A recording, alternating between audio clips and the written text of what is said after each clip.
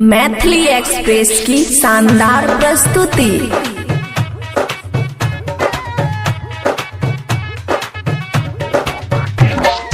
DJ Kanchan Raj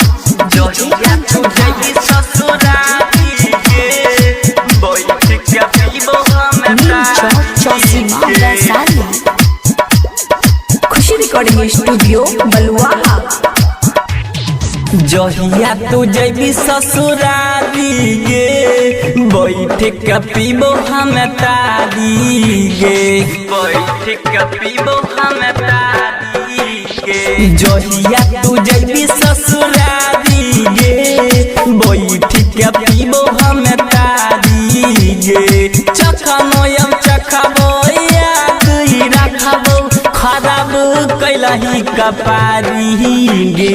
जहिया तू जैबी ससुरारी गे बैठ के पीबो हम तारी गे बैठ के पीबो हम तारी गे। म्यूजिक डायरेक्टर कंचन राज जहिया तू जैबी ससुरारी गे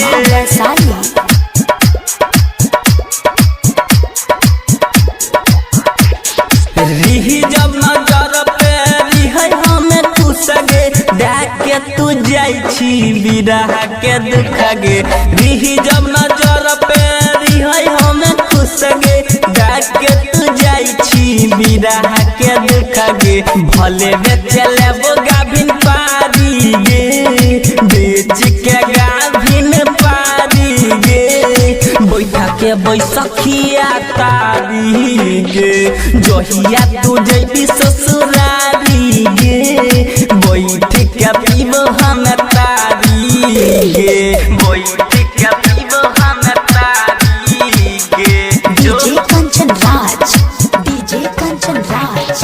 जहिया तू जैबी ससुरारी गे नीम चौक चौसीमा वैशाली। दौड़ी दौड़ी जैबौ हमें बस खाना मुन्ना में नार तोहर दीवाना। दौड़ी दौड़ी जैबौ हमें बस खाना मुन्ना में नार नो सदावा दीवाना। याद कर तो राइटर मुरारी गे करे याद पास मन मुरारी गे। बैठ के बैसखिया तारी गे। जहिया तू जैबी ससुरारी गे बैठ के पीबो हम तारी गे। खुशी रिकॉर्डिंग स्टूडियो बलुआहा।